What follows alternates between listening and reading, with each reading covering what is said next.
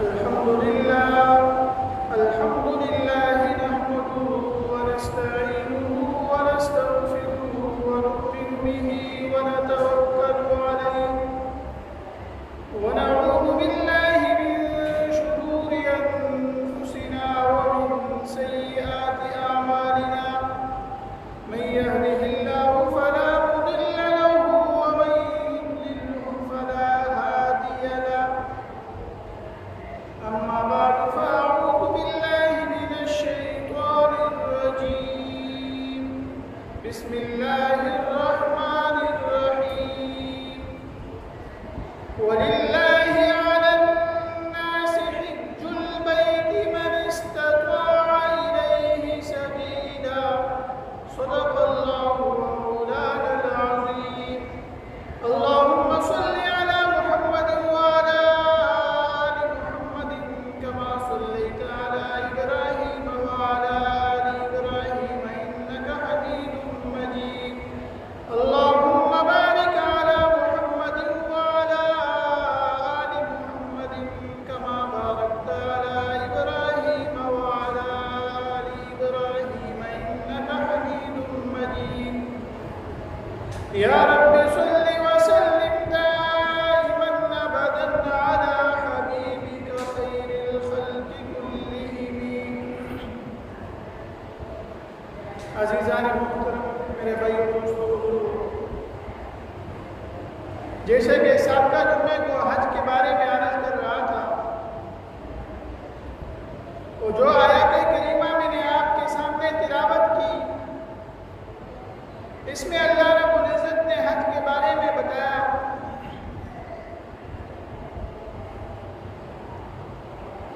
اللہ رب العزت نے فرمایا وَلِلَّهِ عَلَى النَّاسِ حِجُّ الْبَيْتِ مَنِ اسْتَطَاعَ إِلَيْهِ سَبِيلًا، اور لوگوں پر اللہ کے لیے واجب ہے جو شخص بیت اللہ تک جانے کی استطاعت رکھتا ہو کہ وہ حج کرے۔ پوری زندگی میں مسلمان پر جو ہے ایک مرتبہ حج کرنا یہ فرض ہے، بشرطے کہ وہ صاحب استطاعت والا ہو، وہاں تک جانے کی اس کی طاقت ہو، تب جو ہے پوری زندگی میں ایک مرتبہ حج فرض ہوتا ہے۔ جیسے دوسرے احکامات ہیں، عبادات ہیں، روزہ ہے، زکوٰۃ ہے، نماز ہے، کچھ بدنی عبادات ہیں، کچھ مالی عبادات ہیں۔ جیسے نماز یہ بدنی عبادت ہے، جیسے اس میں جو ہے جان کھپتی ہے، جان طاقت لگتی ہے، اور زکوٰۃ جو ہے وہ مالی عبادت ہے، اس میں جو ہے جان نہیں کھپانی پڑتی ہے، طاقت نہیں لگتی، لیکن صرف پیسہ خرچ کرنا پڑتا ہے۔ حج ایک ایسی عبادت ہے جس میں جو ہے بدنی بھی ہے، یہ مالی بھی ہے، جسمانی طاقت بھی خرچ ہوتی ہے اور مال بھی خرچ ہوتا ہے۔ تو اللہ رب العزت نے اس مسلمان پر جو وہاں جانے کی استطاعت رکھتا ہو، پوری زندگی میں ایک بار جو ہے حج کرنا جو ہے فرض کیا ہے۔ اور یہ 3 مہینے جو ہے، جیسے رمضان کا مہینہ گزر گیا، شوال کا مہینہ چل رہا ہے، ذوالقعدہ اور ذی الحجہ کے جو شروع کے دن ہیں، اس میں اللہ رب العزت نے ایسے مخصوص عبادات رکھے ہیں جو دوسرے ایام میں اور زمانے میں جو ہے وہ نہیں ہوتے ہیں، اس زمانے کے ساتھ خاص ہے۔ اب جیسے روزہ ہے وہ رمضان کے ساتھ خاص ہے، تراویح ہے رمضان کے ساتھ خاص ہے، شوال میں جو ہے جو بندہ رمضان کے روزے رکھے اور شوال کے 6 روزے رکھے، فرمایا کہ وہ ایسا ہے جیسے کہ اس نے پورے سال روزے رکھے۔ تو یہ رمضان کا مہینہ اور پھر شوال، ذوالقعدہ اور ذی الحجہ کے شروع کے 10 دن جو ہیں یہ حج کے ایام ہیں۔ حج تو ویسے 5 دن ہوتا ہے، 5 دن میں حج ادا ہوتا ہے، لیکن حج ایک ایسی عظیم عبادت ہے کہ اللہ تعالیٰ نے 2 مہینے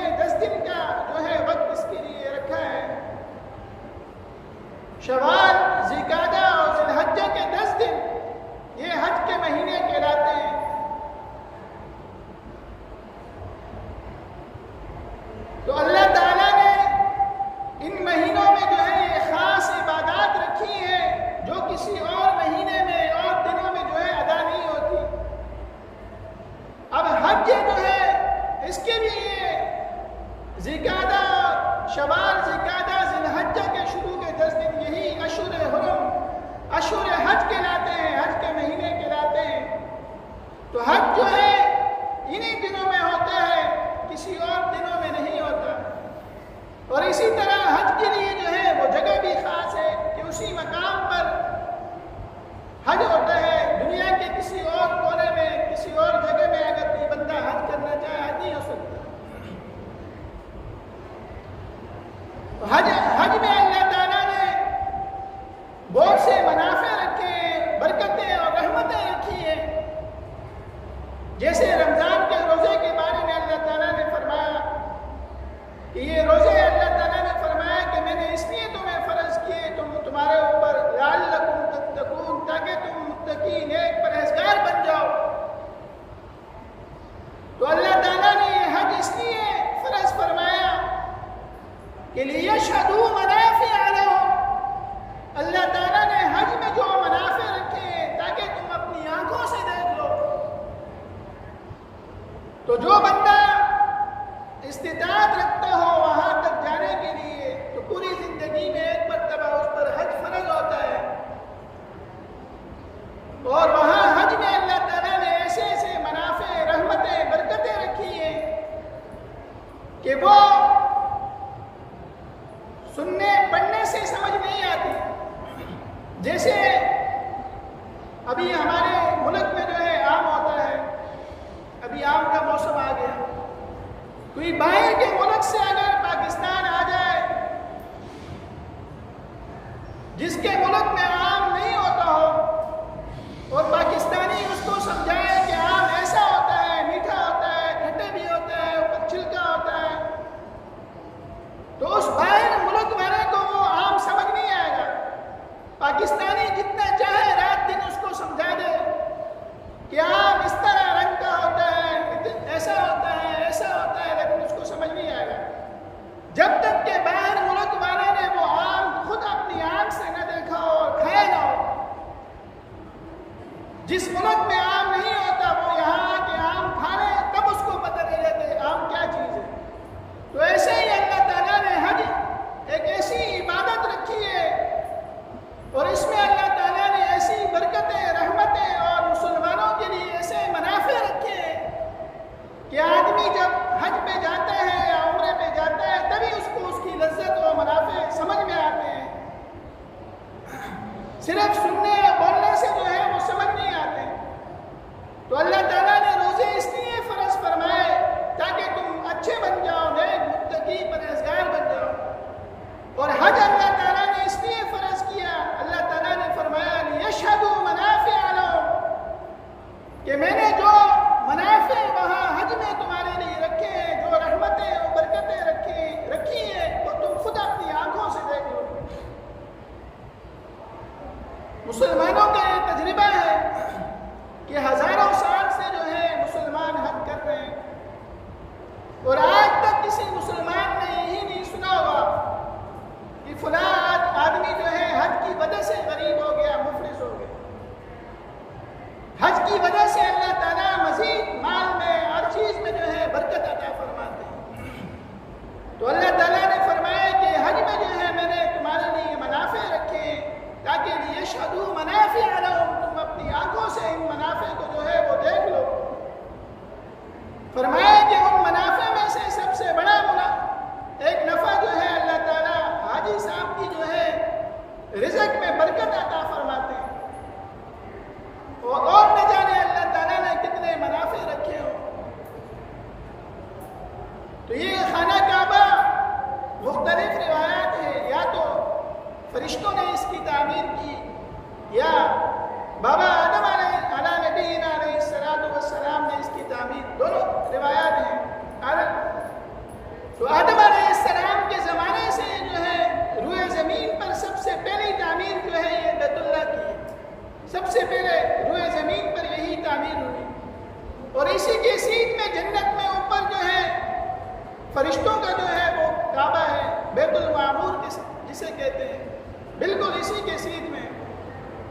تو اللہ تعالیٰ نے اس مقام میں جو ہے خصوصی اپنی رحمتیں برکتیں رکھی ہیں، اور یہ اللہ تعالیٰ کی رحمتیں برکتیں وہی دیکھ سکتا ہے جو بندہ وہاں جا سکتا، جس کو اللہ تعالیٰ توفیق دے اور وہ وہاں جائے تو اس کو وہاں ان کے منافع اور اس عبادت کی جو ہے لذتیں محسوس ہوتی ہیں، سمجھ میں آتی ہیں۔ تو آدم علیہ السلام کے زمانے سے جو ہے یہ چلا آ رہا ہے۔ پھر نوح علیہ السلام کے زمانے میں جو ہے طوفان آیا۔ نوح علیہ السلام نے 950 سال جو ہے اپنے لوگوں کو سمجھایا، قوم کو سمجھایا۔ کچھ لوگوں نے ایمان لایا، باقی اللہ تعالیٰ نے جو ہے سب غرق کر دیے۔ جو نوح علیہ السلام کی کشتی میں سوار ہوا اللہ تعالیٰ نے اس کو بچایا، اور جو سوار نہیں ہوا اللہ تعالیٰ نے سب کو غرق کر دیا۔ اور وہ ایسا طوفان تھا، ایسا کہ اوپر سے آسمان سے بھی پانی آنے لگا، اللہ تعالیٰ نے پانی برسایا، زمین بھی جو ہے وہ ابلنے لگی، پہاڑ بھی جو ہے وہ پانی کے نیچے آ گئے۔ صرف نوح علیہ السلام اور ان کے ماننے والوں کو اللہ تعالیٰ نے بچایا۔ اور اسی طوفان نوح میں جو ہے خانہ کعبہ کی جو ہے وہ بھی نام و نشان مٹ گیا، اتنا خطرناک۔ پھر ابراہیم علیہ السلام کے زمانے میں اللہ تعالیٰ نے جو ہے دوبارہ ابراہیم علیہ السلام کو وحی کی، جبرائیل علیہ السلام کو بھیجا اور خانہ کعبہ کے جو ہے وہ نشانات بتایا اور دوبارہ تعمیر فرمائی ابراہیم علیہ السلام نے۔ ہوا یہ کہ ابراہیم علیہ السلام عراق کے رہنے والے تھے، وہاں سے ہجرت کی، شام چلے گئے، اور وہاں سے اللہ تعالیٰ نے جو ہے حضرت جبرائیل علیہ السلام کو بھیجا، جس براق پر سرکار دو عالم صلی اللہ علیہ وسلم نے معراج فرمایا، اسی براق پہ جو ہے اللہ تعالیٰ نے وہ براق بھیجی، اور ابراہیم علیہ السلام کے پاس جبرائیل علیہ السلام آئے کہ چلو سوار ہو جاؤ۔ چنانچہ حضرت ابراہیم علیہ السلام اپنی اہلیہ حضرت ہاجرہ اور دودھ پیتے بچے حضرت اسماعیل کو جو ہے اس سواری پہ بٹھائے۔ راستے میں جو ہے کچھ علاقے سرسبز و شاداب نظر آئے تو حضرت ابراہیم علیہ السلام نے جبرائیل علیہ السلام سے پوچھا کہ یہیں رکنا ہے؟ جبرائیل علیہ السلام نے فرمایا کہ یعنی چلتے رہے۔ مکے کی سرزمین پر جب پہنچے تو جبرائیل علیہ السلام نے فرمایا کہ یہاں تمہارا مقام ہے، یہاں تم ہے۔ چنانچہ ابراہیم علیہ السلام نے اپنی زوجہ اور دودھ پیتے بچے حضرت اسماعیل علیہ السلام کو جو ہے وہاں اتارا۔ اللہ کا حکم ہوا کہ آپ واپس چلیں، تو آپ کی جو ہے زوجہ وہ پکارتی رہی کہ اس بیابان اور جنگل میں آپ ہم کو چھوڑ رہے ہیں، یہاں پانی تک نہیں۔ پھر زوجہ بھی ابراہیم علیہ السلام کی تھی، پھر فرمایا کہ کیا اللہ کا حکم ہے؟ ابراہیم علیہ السلام نے سر ہلایا تو حضرت حاجرہ نے فرمایا کہ پھر اللہ تعالیٰ ہمیں ضائع نہیں فرمائیں گے، ہمارا بندوبست فرمائیں گے۔ چنانچہ ابراہیم علیہ السلام نے اپنے بیٹے اور گھر والی کو مکہ کی سرزمین پہ چھوڑا۔ وہ بیٹے بھی ایسا بیٹا کہ 80 سال کی عمر میں اللہ تعالیٰ نے عطا کیا تھا، 80 سال بعد جو ہے اللہ تعالیٰ نے یہ بیٹا عطا فرمایا حضرت اسماعیل علیہ السلام۔ اور دوسرا بیٹا جو تھا وہ حضرت اسحاق علیہ السلام تھا۔ تو اس طرح مکے کی سرزمین پر جو ہے حضرت ہاجرہ رضی جو ہے وہاں رہی۔ اللہ تعالیٰ نے آب زمزم بھی نکالا، اور وہاں کچھ قبائل بھی جو ہے آتے جاتے آباد ہوئے کہ پانی ہو گیا، اور اس طرح اللہ تعالیٰ نے جو ہے مکہ کی سرزمین کو آباد فرمایا، جو بالکل بیابان جنگل تھا۔ تو ابراہیم علیہ السلام کا جو ہے ایک بیٹا اسماعیل علیہ السلام اور دوسرا بیٹا حضرت اسحاق علیہ السلام۔ عرب میں جتنے بھی جو ہے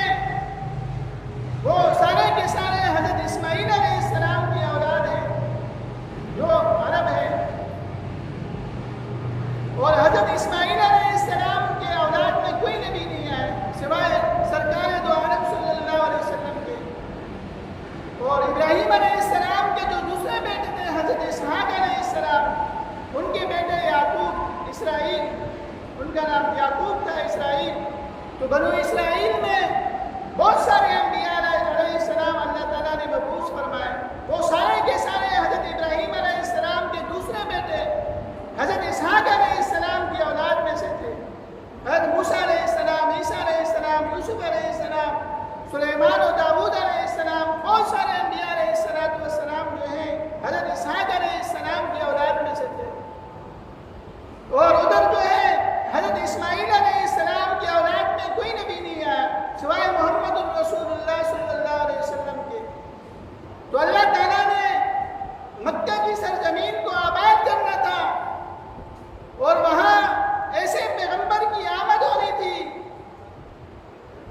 کہ جن کے لیے اللہ تعالیٰ نے اس تمام انبیاء علیہ السلام سے عہد و پیمان لیا تھا کہ اگر یہ میرا نبی آخر الزمان تمہارے زمانے میں آ جائے تو لَتُؤْمِنُنَّ بِهِ وَلَتَنْصُرُنَّ، اس پر ایمان لانا ہے اور اس کی مدد کرنی ہے. تو ایسا نبی اللہ تعالیٰ نے حضرت اسماعیل علیہ السلام کی جو ہے اولاد حضرت مطلب کے صاحبزادے عبداللہ کے جو ہے گھر میں پیدا فرمایا. تو اس طرح اسماعیل علیہ السلام اور آپ کی والدہ وہیں مکہ کی سرزمین پہ رہے. ابراہیم علیہ السلام سال میں ایک چکر لگاتے، حال پوچھ کے پھر واپس چلے جاتے. اس طرح اسماعیل علیہ السلام بڑے ہوئے. پھر اللہ تعالیٰ کا حکم ہوا، جبرائیل علیہ السلام آئے اور خانہ کعبہ کے جو بنیادیں تھیں، نشانات تھے، وہ جگہ بتائی جبرائیل علیہ السلام نے، جو طوفان نوح میں جو ہے بالکل ختم ہو گیا تھا. پھر ابراہیم اور اسماعیل علیہ السلام نے جو ہے خانہ کعبہ کی جو ہے دوبارہ سے تعمیر فرمائی. اور مقام ابراہیم جس پتھر پر جو ہے حضرت ابراہیم علیہ السلام کھڑے ہو کے خانہ کعبہ کی تعمیر فرماتے، وہ آج بھی موجود ہے. وہ ایسا پتھر تھا جو لفٹ کا کام دیتا. جب اوپر رکھنا ہوتا کچھ پتھر وغیرہ تو وہ پتھر جو ہے اوپر ہو جاتا. جب ابراہیم علیہ السلام اسماعیل علیہ السلام کو نیچے ہونا ہوتا پتھر نیچے ہو جاتا. تو اس طرح حضرت ابراہیم علیہ السلام نے جو ہے خانہ کعبہ کی تعمیر فرمائی. اور حضرت حاجرہ نے جو صفا و مروہ میں جو ہے سعی کی، پانی کی تلاش میں دوڑیں لگائی، اللہ تعالیٰ نے جو ہے اس عمل کو سنت قرار دیا. قیامت تک جو ہے حج میں یہ عمل ہوتا رہے گا.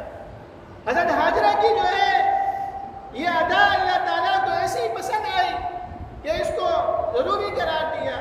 اب قیامت تک جتنے بھی حاجی حضرات حج کریں گے تو یہ طریقہ کریں گے کہ صفا و مروہ میں جو ہے سعی کریں گے.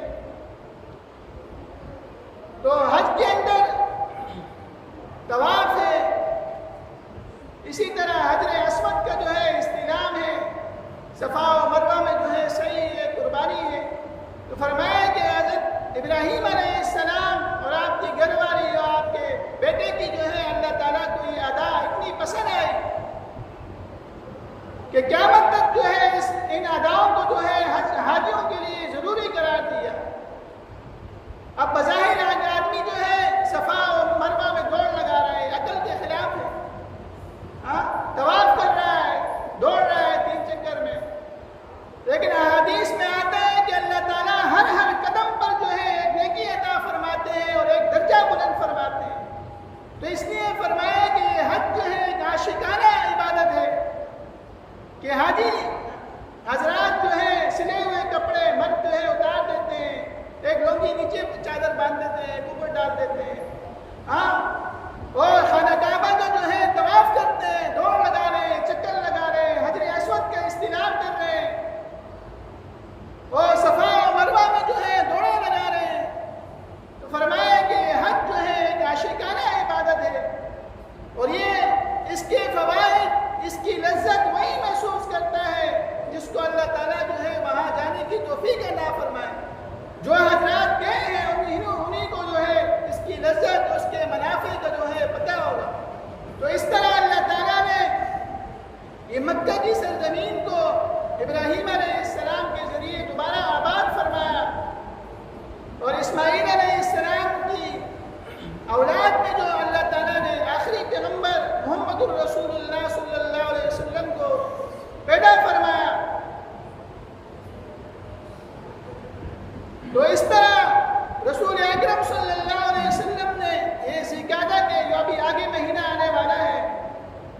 مدینے سے جو ہے آپ علیہ السلام نے 4 عمریں جو ہے اسی ذی القعدہ کے مہینے میں جو ہے ادا فرمائے.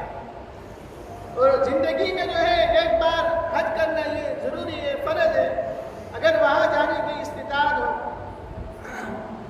اور پھر بھی اگر بندہ جائے تو وہ نفلی حج ہے. تو اللہ تعالیٰ نے فرمایا یہ حج اس لیے فرض کیا لیشہدوا منافع لہم، تاکہ تم اپنی آنکھوں سے جو ہے اس کے جو ہے منافع دیکھ لو. تو میرے عزیز دوستوں بزرگوں، جو آیت کریمہ میں نے آپ کے سامنے تلاوت کی تھی، وَلِلَّهِ عَلَى النَّاسِ حِجُّ الْبَيْتِ مَنِ اسْتَطَاعَ إِلَيْهِ سَبِيلًا، اس آیات میں اللہ تعالیٰ نے یہی فرمایا. اور ابراہیم علیہ السلام نے جب بیت اللہ کو تعمیر کیا تو اللہ تعالیٰ نے حکم دیا کہ لوگوں میں منادی لگا دو، آواز لگا دو کہ وہ حج بیت اللہ کے لیے جو ہے یہاں آئے. چنانچہ ابراہیم علیہ السلام نے جو ہے آواز لگائی اور دور دراز علاقوں سے جو ہے لوگ پیدل سواریوں پہ جو ہے حج کرنے جاتے ہیں. اور جب حاجی جو ہے احرام باندھتے ہیں اور پھر کہتے ہیں لبیک اللہم لبیک، یہ اسی ابراہیم علیہ السلام کی جو ہے پکار کا جواب ہے کہ اللہ تعالیٰ نے ابراہیم علیہ السلام کو جو حکم فرمایا تھا کہ منادی لگا لو، لوگوں میں آواز لگا لو کہ وہ حج کے لیے آئے. تو کیا مطلب جو لوگ حج کرنے جاتے ہیں تو وہ ابراہیم علیہ السلام کی جو ہے وہ پکار کا جواب ہے کہ اللہ ہم حاضر ہیں.